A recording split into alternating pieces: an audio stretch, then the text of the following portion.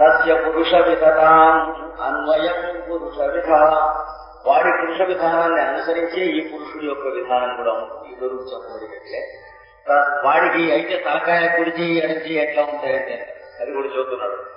ఈ విజ్ఞానమయ కోశంలో ఉన్న పురుషుడికి ఇందాక మనోమయ కోశంలో ఉన్న పురుషుడికి యజురేవ శిర, యజుర్వేదమే శిరస్సు, దక్షిణ పక్ష, ఋగ్వేదమే దక్షిణ పక్షం, సామోత్తర పక్ష, సామవేదమే ఉత్తరమైన పక్షం, అథర్వాంగిరస పుచ్చం ప్రతిష్ట అని చెప్పాడు.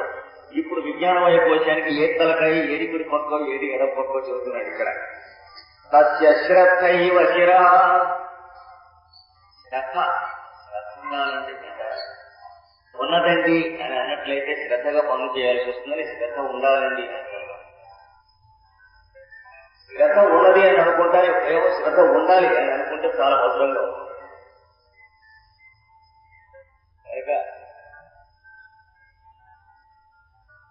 శ్రద్ధ కలిగినటువంటి వాళ్ళకి ఈ విద్య అదే 9వ అధ్యాయంలో భగవద్గీతలో చూసుకోండి.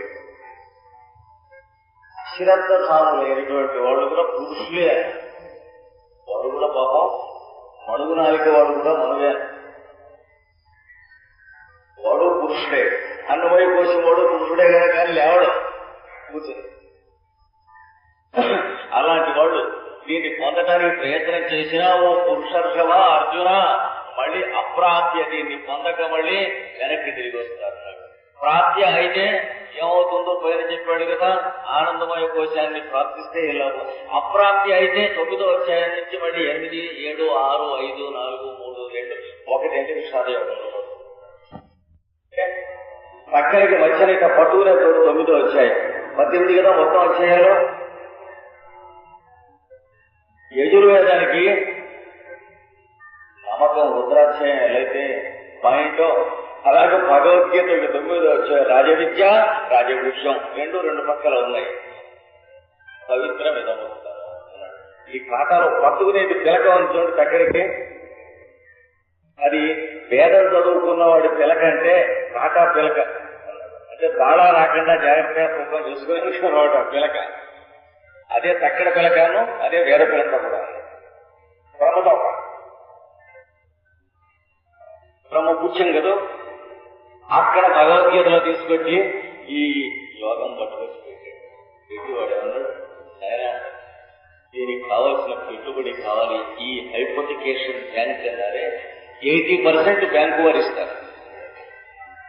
కనుక్కోండి కావాలంటే ఎవరన్నా సొంతంగా ఇండస్ట్రీ పెట్టదలుచు ఉంటారు. బ్యాంకు వాళ్ళు 80% ఇస్తారు. అనగా దేవతలు పితరులు లోపల ఉన్నటువంటి వాళ్ళు, ఋషులు బ్రహ్మర్షులు రాజర్షులు అపారమస్తకం ఉన్నారు. వాళ్ళందరూ కలిసి 80% పెట్టుబడి పెడతారు. ఎందుకంటే వాళ్ళ సొమ్ము కూడా కాదు, వాళ్ళు ఎవరి చేత చేయబడ్డారో అలాంటి పరమాత్మది ఆ బ్యాంకు. ఉంటే ఆయన ఉంటాడు, దివాళ తీస్తే ఆయన తీస్తాడు. ఆయన తీయడు కనుక వీళ్ళు పెడుతూనే ఉంటారు పెట్టుబడి. మిగతా 20% నువ్వు తెచ్చుకో ఇంటి నుంచి. ఆ 20% కూడా పేపర్ అడ్జస్ట్మెంట్ చేస్తే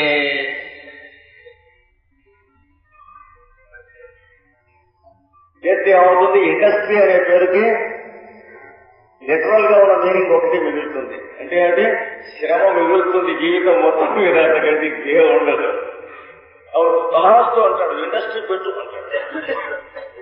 ఏమండి ప్రాణం గడబట్టిపోయింది, జీవితం అయిపోబోతుంది, పుట్టి ఇండస్ట్రీ మిగిలింది అని నాకంటే నువ్వు అదే పెడతాన్నావు కదా అంటాడు. వాడు తప్పే ఉండదు. ఎక్కడ మాటలో గాని చేతలో గాని ఎక్కడ సంతకం చేయడు. వాడు చేస్తే బ్యాంక్ వాళ్ళు కోర్టు వాళ్ళు నోటీసు, ఆ వ్యాపారం పెట్టిన వాడితో పాటు వీడికి కూడా ఇస్తారు. అందుకని ఎక్కడ వాడి కమిటెన్స్ ఉండదు పరమాత్మకి.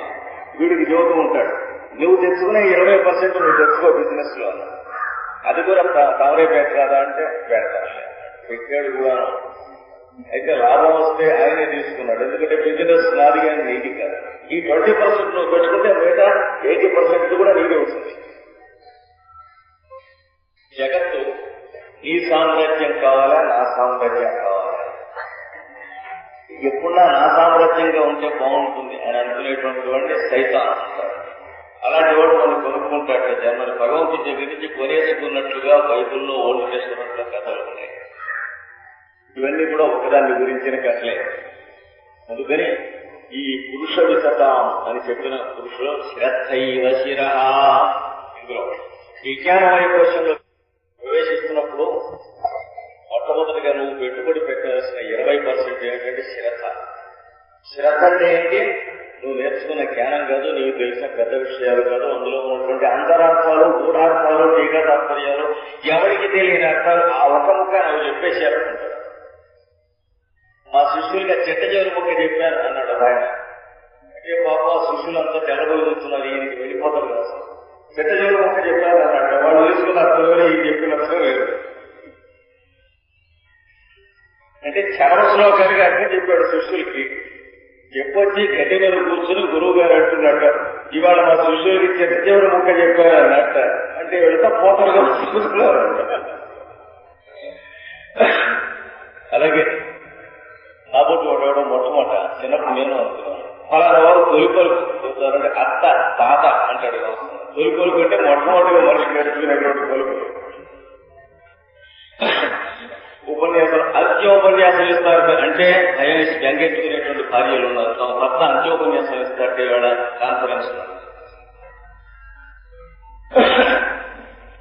శ్రద్ధ అనే మాటకి ఈ రోజున మనం యోగాభ్యాసం చేద్దాం అని ఒక ఊపు వస్తుంది. ఎందుకని గురు పూజలలో కూర్చున్నాం కనుక ఇన్ని వేల మంది మధ్య కూర్చున్నాడు కనుక కృష్ణాచార్యులు ఈ మూడు రోజులు మధ్యాహ్నం సాయంత్రం అయ్యే టైంకి వీడికి కూడా జాగ్రత్తగా యోగాభ్యాసం చేద్దామని అనిపించవచ్చు. ఇంతమంది మధ్య కూర్చుంటే అనిపించదు. కానీ మళ్ళీ రేపు పొద్దున అయ్యేటప్పటికీ ఇదంతా వ్యాక్యూమ్ గాలి తీసేసినట్టు ఇన్ని వేల మంది ఉండరు కదా.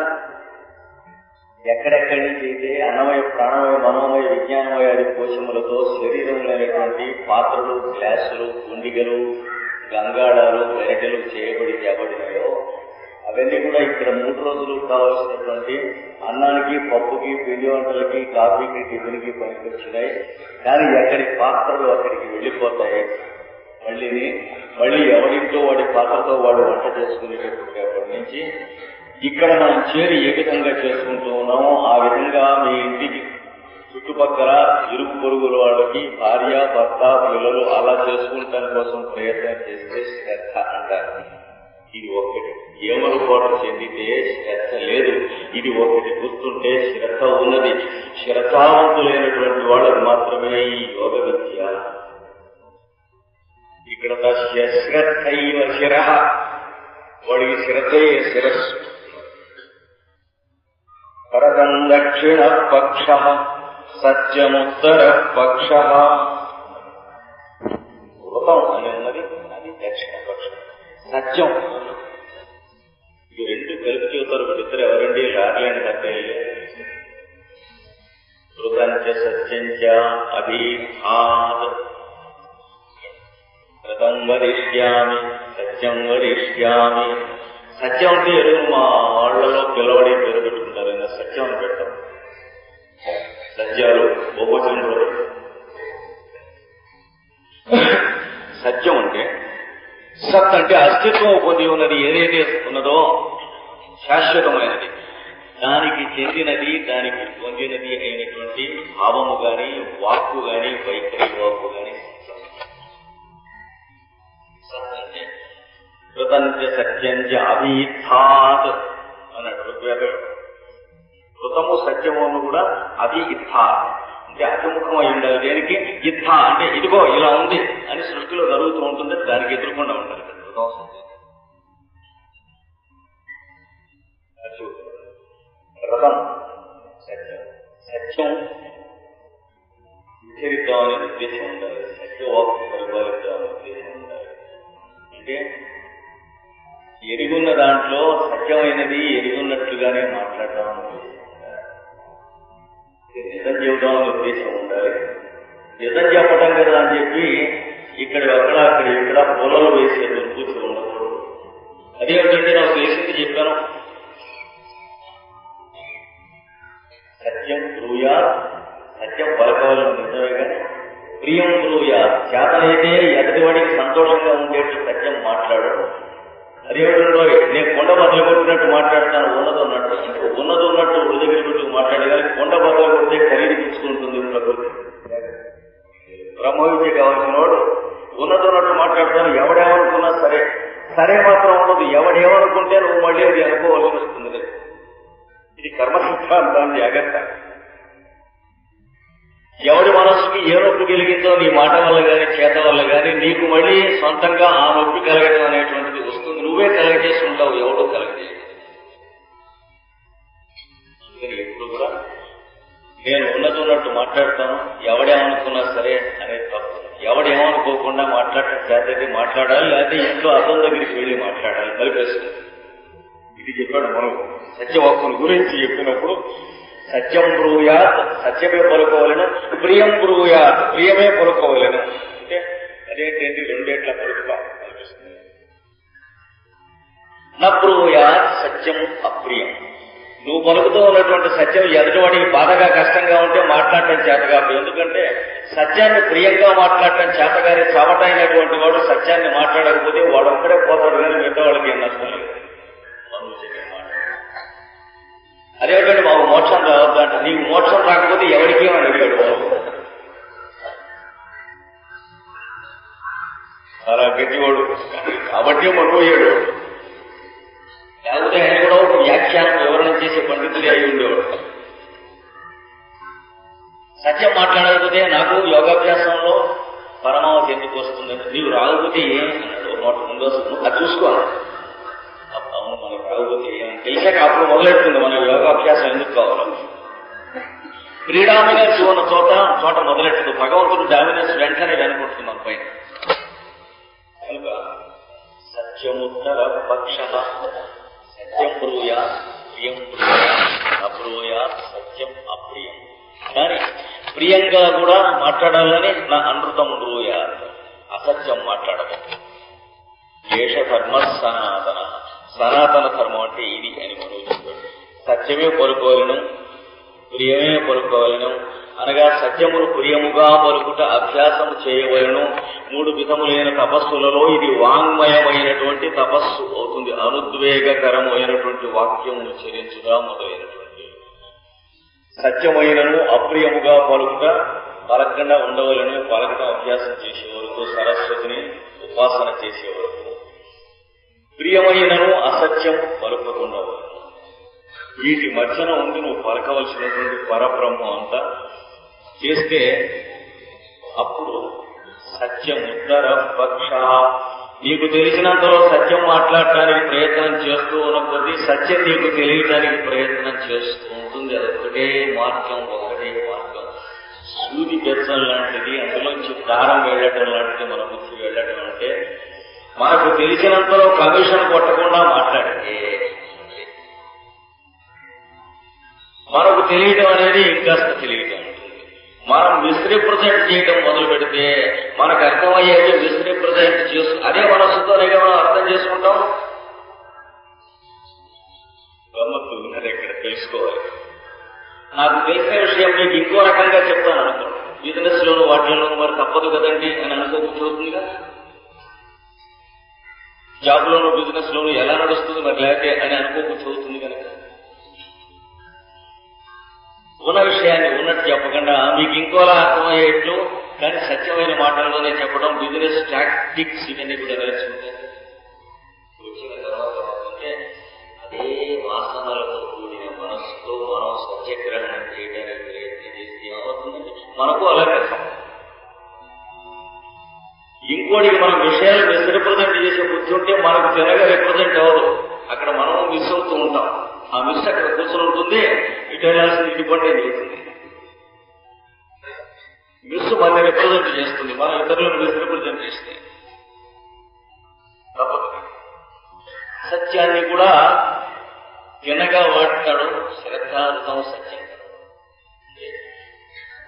ఉన్నది లేనట్లు చెప్పడం కూడా ఎదటివాడు మనము బాగుపడేట్టుగా చెప్పాడు. వేటగాడు ఒక అడవి పండి మీద బాణం వేశాడు. తగిలి అది పారిపోయింది. కూర్చుని పారిపోయిందని రోషంతో దాని వెంట పడ్డాడు వేటగాడు. పడితే రెండు చూస్తూ నుంచున్నట్టు ఒక ఋషి గారు చూస్తూ వెనక వచ్చినటువంటి వేటగాడు అడిగాడు, ఇక ముందు ఏదైనా అడిగి పొంది వెళ్ళిందా అని అడిగాడు. సత్యమునే పలుకోవలను వెళ్ళింది అని చెప్తే వీడటేటి ఇంకో బాణం కూడా వేసి చంపుతాడు, దానికి తాను కారణం అవుతాడు. లేదా అడిగి పొంది ఏంటంటే అట్లాంటి అడ్రస్ ఇటు పక్కలేదు, ఇటు రాలేదు అంటే అడిగి పొంది రక్షింపబడుతుంది. కానీ అసత్యము చేత నేను నరకమునకు పోవచ్చును. ఈ రెంట్లో ఏం చేయాలి? ఋషి గారు కొత్తగా సాధన చేస్తున్నట్ట శ్రద్ధ దేవి భాగవతంలో ఉంది ఇక్కడ. అప్పుడు ఆయన సరే తల్లి నా చేత ఏం చెప్పిస్తావో ఆ అన్న ఓ అన్న నువ్వే అనిపిస్తున్నావు, అది కదా నేను చేస్తున్న ఉపాసన అని నమస్కారం చేస్తే వాడేమన్నట్టు అవతలవాడు చూసినట్టు చెప్పు జాగ్రత్తగా ఊరుకోకూడదు. అంకనకన్నా ఉంటే ఈ ఋషి తగ్గొరుకునేవాడు. వీడు అమ్మవారికి ఎప్పుడైతే మొక్కుకున్నాడో ఆ ఋషి వాడేమన్నట్ట వేటగాడు ఎవరెవరు చూసినట్టు చెప్పు అన్నట్ట. వెంటనే వీడి ద్వారా అమ్మవారు ఏమనిపించింది, చూసేది కన్ను చెప్పేది నాలుకనైనా మధ్యన ఇద్దరికి ట్రాన్స్లేట్ చేసేటువంటి వాడు మనస్సు చూసిన తెల్లజీవితం అన్నట్ట.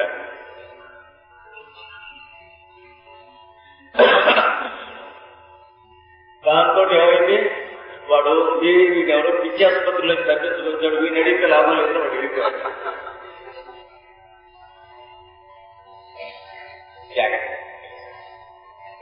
యోగాభ్యాసంలో స్టిక్ టు డిసిప్లిన్ అన్నవాడు వాళ్ళ డిసిప్లిన్ కి స్ట్రిక్ట్నెస్ అక్కర్లేదు, ఈజీ కావాలి. ఊరోసు చచ్చిపోతాడు స్ట్రిక్ట్ డిసిప్లిన్. అవతల అబద్ధం అంటే వీడికే పిచ్చెక్కుతుంది, వీడబద్ధం అంటే వీడికే పిచ్చెక్కుతుంది. ఇక యోగాభ్యాసాలు వీడు తలకాయ సీరియస్నెస్ అనేటువంటి వ్యాధితో సీరియస్ స్టేట్ సీరియస్ గా ఉంది. సీరియస్నెస్ తో ఏమీ సాధించేది ఏమీ లేదు. నిరంతరం కూడాను ఒక ఉల్లాసము ఉత్సాహంతో కూడినటువంటి పుష్టి వీటితో కూడినటువంటి దాంట్లో వస్తుంది రాదు. అందుకనే జగదాచార్యులందరూ కూడా అలాగే ఉండేవాడు. కానీ ఎవడన్నా ముట్టుకుంటాడేమో జాగ్రత్త, అవతలకేళ్ళు అశుంఖ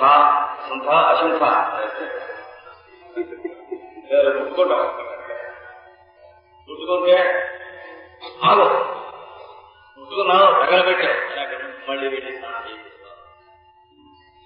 ఇంత గందరగోళంగా ఉంటే ఇంక తిరిగి స్నానాంశం అయిపోతుంది.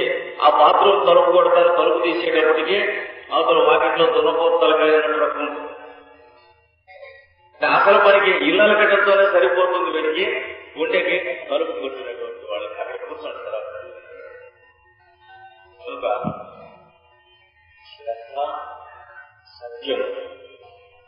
సత్యము వాక్కునందు ప్రతిబింబింపజేస్తే వాక్కునందు సత్యము ప్రతిబింబిస్తుంది.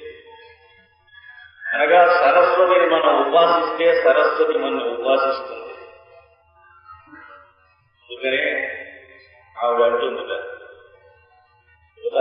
పశ్చన్ అదర్శ వాచం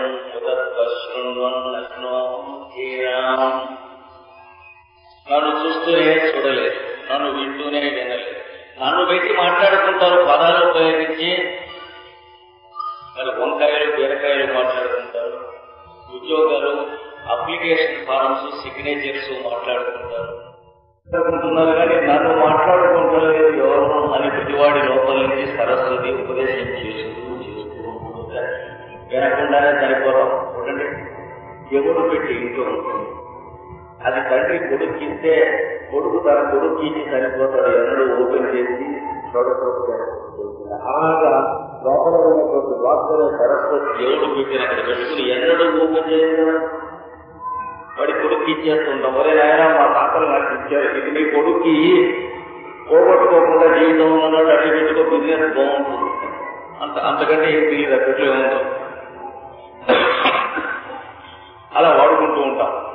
అందుకనే చెప్పారు, ఈ శ్రద్ధ అనేటువంటిది ఇక్కడ దాకా వెళ్ళిపోతుందంటే మనం చూసుకోకుండా ఈ వాక్కుపోయిన సత్యంలోకి కాకుండా ఉన్నట్లయితే దేవుడిని గుడ్డలో పెట్టేస్తాం. ప్రతి దేవుడు గుడ్డ దేవుడు పెట్టానంటే ఇక్కడ ఉన్నాయి, ఆ పెట్టెలో పెట్టి మనం బయటికి తీయం. దాని చుట్టూ బ్రహ్మసూత్రం కడతాం. అంటే గుడ్డలో పెట్టి వెనక రోజుల్లో దేవుడు తాడు పెట్టేవాడు, ఇలా బయటకు వస్తాడేమో పుస్తు పడ్డాడేమో, ఇలాగ దేవుడు పెట్టారు. ఈ దేవాలయం దాని ఎందు ఈ శిరస్సులో పెట్టుకుని సత్యము పలుకుట అనేటువంటి వ్రతంగా పెట్టుకున్నట్లయితే ఈ పలకటంలోకి సత్యం దిగి రావడం అనేటువంటి అర్థం చేసుకుంది. వ్రతం అంటే ఏంటి? కంఠము ద్వారా అప్రయత్నంగా మీ చేత పలుకబడే సత్యం. ఇంతకు ముందు చెప్పింది మీరు పలకదలుచుకున్న సత్యం, మీ చేత పలకబడి పలికించుకునే సత్యం పేరు వ్రతం అంటారు. దేనిని సత్యంగా మనం ఎరిగి ఉంటే సత్యం పలుకుదామని పలుకుతాం.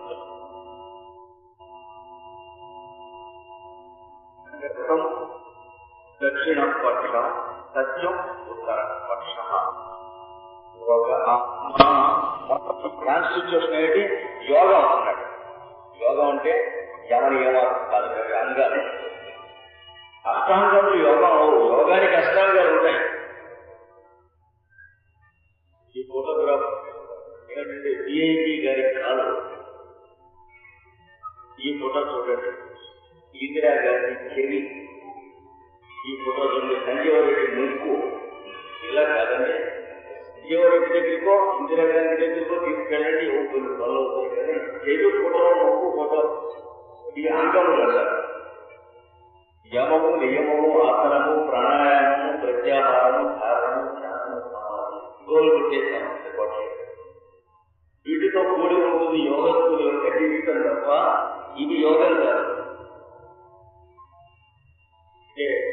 చెడి, కన్ను, ఉప్పు ఇవన్నీ పనిచేస్తూ ఉండాలంటే మనిషికి ఇవి ఉండాలి తప్ప ఇది ఉంటే మనిషి శవం అవుతాడు.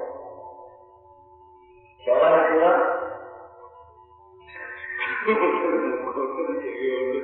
ఇది పెద్దవారి శవం.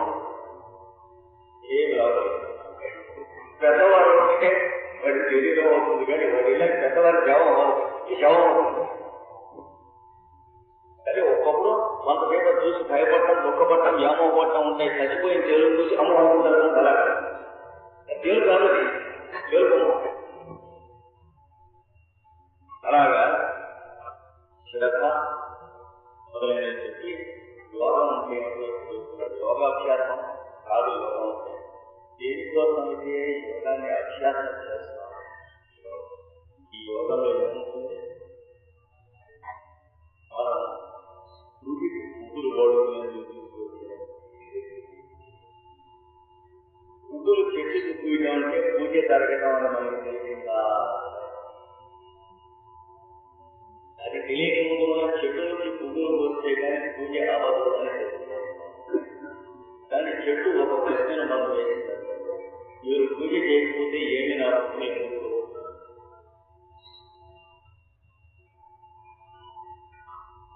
ఒకమాట రమణ మహర్షి గారి దగ్గరికి వెళ్ళి ఒక లక్షపత్రి పూజ చేసి ఇప్పుడే వస్తున్నారండి.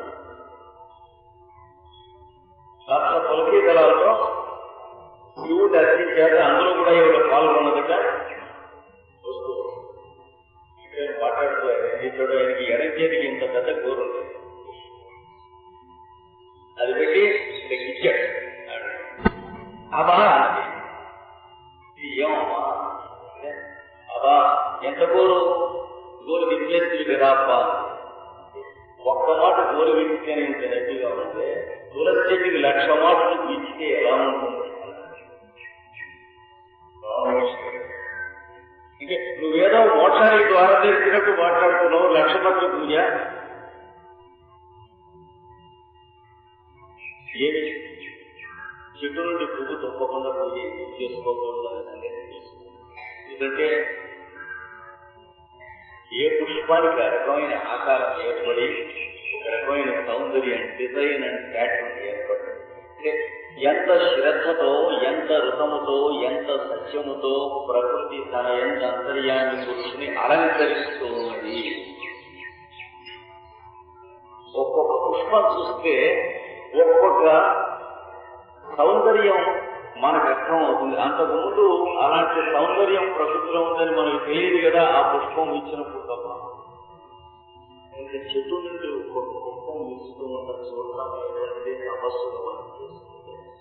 పూజ జరుగుతూ ఉన్నది మనకు దర్శనం ఇస్తుంది. మనం చేస్తూ ఉన్నది కాదు పూజ అంటే అని తెలుస్తుంది.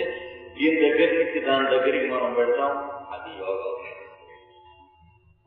యోగం అంటే పువ్వులో రేఖలన్నీ కలిసి ఉన్నటువంటి స్థితి తప్ప రేఖలన్నీ కలిపి పుల్లకి పుట్టిన స్థితి కాదు.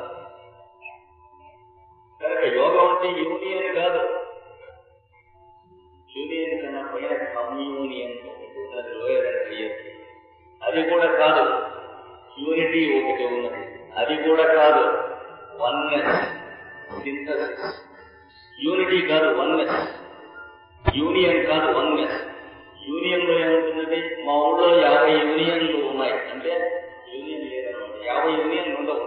యూనియన్ అంటే ఒకటిగా ఉంటుంది, ఒకటిగా ఉంటాం నిజంగా చేత పొలిటికల్ కాకపోతే యూనియన్స్ అన్నింటికుంటే మనకి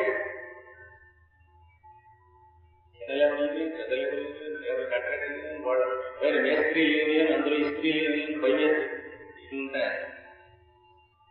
యూనియన్ యూనిటీ లేదు కనుక యూనియన్ అనేటువంటి పేరు అవ్వదు. సెక్యులరిజం లాగా లేదు దాని గురించి చెప్పే పేరు అది. కనుక యోగం ఎప్పుడు వస్తుందంటే పరావయ యోగం. అన్నమయ, ప్రాణమయ, మనోమయ, విజ్ఞానమయ కోశములు ఆనందమయ కోశమయ పుష్పములందు రేఖలుగా ఉన్నప్పుడు దాన్ని తెలిసినటువంటి వాడికి యోగం వస్తుంది. ఈ చదివిపోయినటువంటివన్నీ కూడా పొల్లకు వచ్చినట్టుగా కట్టి ముడేద్దామని ప్రయత్నం చేసి యోగాభ్యాసం ఎంత చేసినా సరే ఉన్న యోగం దర్శనం చేయడానికి సాధన చేసేవాడికి యోగం అనేది స్థితి వస్తుంది. కానీ లేని యోగాన్ని మూట కట్టడానికి ప్రయత్నం చేసేటువంటి వాడికి కాదు. ఈజీ ఆనందమయ కోసం సుఖంగా ఉండాలంటే ఏం చేయాలి అని అనుకునే పిచ్చివాడికి రాదు, సుఖంగా ఉన్నవాడికి వస్తుంది సుఖం. సుఖంగా ఉండాలంటే ఏం చేయాలి అన్న వాడికి ఏం చేస్తూ ఉంటాడని సుఖంగా ఉంటాడు. ఏదైనా చేస్తూ ఉంటాడు, అది చేస్తే సుఖంగా ఉంటున్నాడు, ఇది చేస్తే ఇంకా నాన్ సుఖంలో ఉంటూ ఉంటాడు. ఏం చేయడం అనేది సుఖం కంటే వేరు కదా. ఏం చేస్తే సుఖంగా, డబ్బు సంపాదిస్తే సుఖం వస్తుందా, ఖర్చు పెట్టుకుంటే సుఖం వస్తుందా, ఇల్లు కొనుక్కుంటే సుఖం వస్తుందా, పొలం కొనుక్కుంటే సుఖం వస్తుందా, ఏదైనా తింటే సుఖం వస్తుందా, ఏదైనా తాగితే సుఖం వస్తుందా, పెళ్లి చేసుకుంటే సుఖం వస్తుందా, పిల్లల్ని కంటే సుఖం వస్తుందా, వీళ్ళని వదిలిపెడితే సుఖం వస్తుందా. ఇవన్నీ సుఖం కాక మిగిలినవన్నీ అందులో ప్రతిదీ చేస్తూ సుఖం ఎలా వస్తుందా. సుఖంగా ఉంటే సుఖం వస్తుంది. అప్పుడు వీటన్నిటికీ దాని ఎందుకు పుష్పము నుండి గడమలవలసిన ఉన్నది. ఎవడు సుఖంగా ఉండటం నేర్చుకుంటాడో వాడికి సుఖం వస్తుంది తప్ప సుఖం ఎలా వస్తుందని దేవుళ్ళు అడిగేటువంటి వాడికి ఆ దేవుళ్ళ ఆటలోనే శరీరం వదిలేసి వెళ్ళిపోతుంటాడు. దీనికి వికల్పం ఏనాడు లేదు. దీంతో మనం అంగీకరించిన నాడే మనం సుఖపడటం తప్ప, లేకపోతే సుఖం అనేది రబ్బర్తో చేసేసుకుని పడటం ఒకటే. సుఖంగా బతికిన వాడికి పని పాట ఉంటుంది, లేని వాడికి పని పాట ఉంటుంది. పని పాట అవుతుంది వీడికి, వాడికి పని పాట అవుతుంది. పని పాటగా జీవిస్తావా, పని పాటుగా జీవిస్తావా నీ ఇష్టం. ఇది ఆనందమయ కోశాన్ని గురించి కొత్త విషయం. సత్యం ఉత్తరపక్షం యోగ ఆత్మ. ఈ యోగానికి కావలసినది మనకి ఇచ్చే ప్రిపరేషన్ కోసం యోగ విద్య, దాన్ని మనం యోగం ఉంటున్నాం. దానికి కావాల్సింది యోగాభ్యాసం, దాన్ని మనం యోగం ఉంటున్నాం. దానికి శరీరం బాగుండటం కోసం ఆసనాలు వేస్తే దాన్ని యోగం అని పాశ్చాత్యులు అంటున్నారు. యోగా స్కూల్స్ అని ఉంటాయి పాశ్చాత్యులు. అంటే యోగిక్ జిమ్నేషియమ్స్ అని అర్థం. అంటే అంటే 118 ఆసనాలు ఒక గుహలో ఏకరూపీకి వేయడం. దాన్ని ఏమంటారు? యోగా అంటారు. అది యోగా మాత్రం కాదు, యోగా కోసం కావలసినటువంటి ఫిజికల్ ఆసన. అది ఎలాంటి యోగం కాదు. అష్టాంగాల్లో చెప్పబడే ఇండస్ట్రీ అంతా కూడా యోగం కాదు. యోగంలో ఉన్నవాడు కోసం నేర్చుకునేవాడు చేసే పనులు అవి తప్ప ఈ పనులు చేస్తే అది ఎవడు. బిజినెస్ చేసేవాడి దినచర్య ఎలా ఉంటుందంటే పొద్దున్నే తొందరగా లేచి స్నానం చేసి గబగబా 5 నిమిషాల్లో ప్రేయర్ పూర్తి చేసుకుని బయలుదేరి ఇలా పెడతాడు. ఇలా వాడిని చూస్తాడు, ఇలా వీడికి టెలిఫోన్ చేస్తాడు. అది విని రాబోతు వాడు అవన్నీ రాసుకుని ఇలా లేచి అలా చేసి ఇలా టెలిఫోన్ చేస్తే బిజినెస్ అవుతుంది.